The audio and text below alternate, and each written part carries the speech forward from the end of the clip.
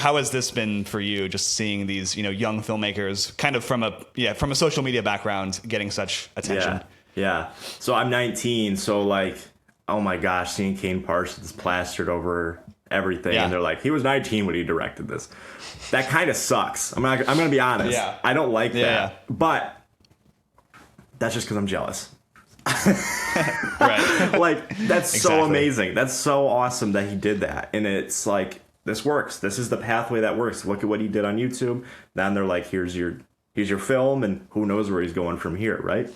That's what I'm trying to do, and it's not gonna. I accept it. I'm not gonna be the next Kane Parsons. I'm gonna be older when hopefully it happens. Right.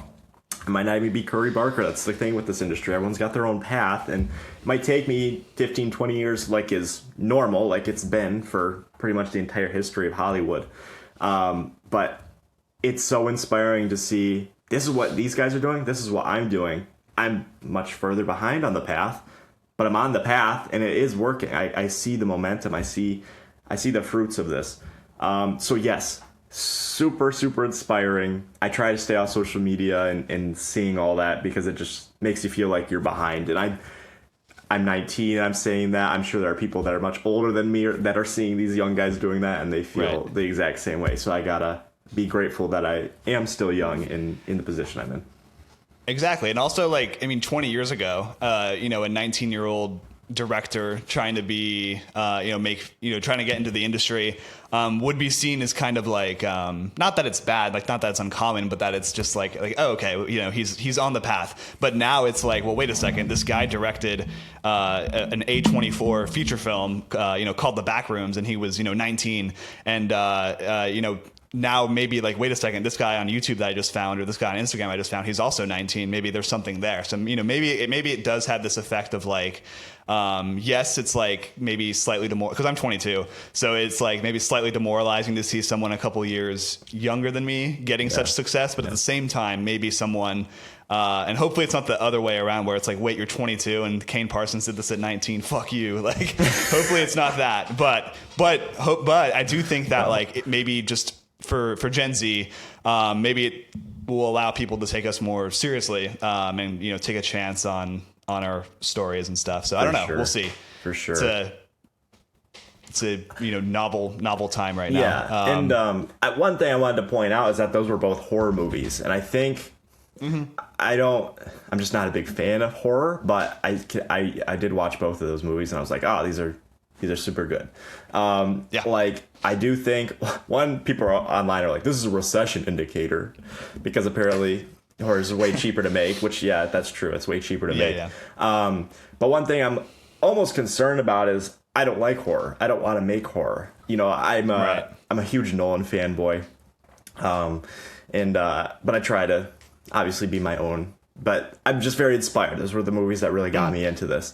And I'm like, is there going to be a market for someone as young as me to make those kinds of films? Or am I going to have to grind, way longer? Like, is horror the young person's game and literally every other drama a much older person's game? I don't know. We just haven't seen the people that are young making those kinds of films that aren't horror. Yeah. And in our area, we actually have a director he's done like a couple, I'm making it sound like he's like this big time director. I mean, he's just, he's our age. And he has done a couple short horror films. And I think like all of them, I think he's done like 5, and pretty much all of them, have gotten over like 10,000, views pretty quickly. But one of them has like, I think like 300K right now. Wow. And it's only been out for like 10 months. And so I think there's also like, yes, like horror is cheap to make, but there's also like a lot of interest and a lot of like, diehard fans of horror. Absolutely.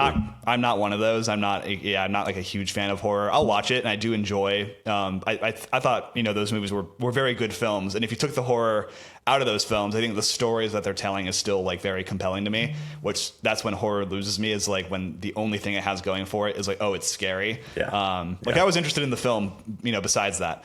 But yeah, no, I think that like, I have had that moment too where I'm like, well, do I have any horror ideas? Maybe I should consider doing horror. I don't know. Like maybe that's the way to go.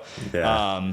But I don't know, like what kind of stories do you like to tell? Because you said Nolan. Do you try to go for like these like high concept things, or like what's your style? Yeah. So high concept, like I guess what I want to do is I just made a short film called Rosemary. That was not high concept at all. But it was just, it made people feel something. It made people moved, and it was an out there idea. Like it wasn't just, okay, here's your average story plot. Here we go. I wrote it to be a grandmother with dementia. Her daughter is dead, and now her granddaughter's taking care of her, but she forgets, and she keeps talking about it.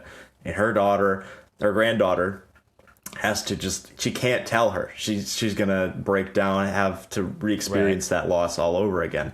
And I love just connecting. I had a bottle of rosemary that they put on the fish that were eating, salmon, which is connected to memory. And Rose and Mary are the two character names, and all that kind of stuff. I love having everything interconnected. Like you can think about it. There's a bunch of symbolism. Like I just want to make it deep. So if somebody wants to look deeper into it, they can find something there. And then that was, I write my stories to be super easy, super like zero budget. I've run into so many people that have these thriller action movies, and they've got $1,000, and they do it, but it's nothing like their vision. And then that doubt that they're like, oh, this is what I wanted. Now they're never going to release it because they personally are like, oh, this, crap. Right. So my goal right now, while I have no money, is to make films that require almost no money. I did that for my first feature film where a guy's subconscious splits in half. We had one actor and he just did the voiceover for the other side of his character. We had one guy play two characters at once, basically, to minimize all that. And the goal is to make these Nolan like epics, but I want to have that intimate drama in there, because I think sometimes Nolan is missing that part. But maybe there's a reason for that. Maybe that's really hard to do. So that's kind of where I'm going. That was such a long tangent. No, dude, you're good. But yes, so like these epics, you gave a Nolan response. Yeah, so these high concept epics that deliver on the emotional storytelling part of it. And hopefully, my goal is to change hearts and minds. If the story moves you, then I've done my job, and that's what I'm doing this for.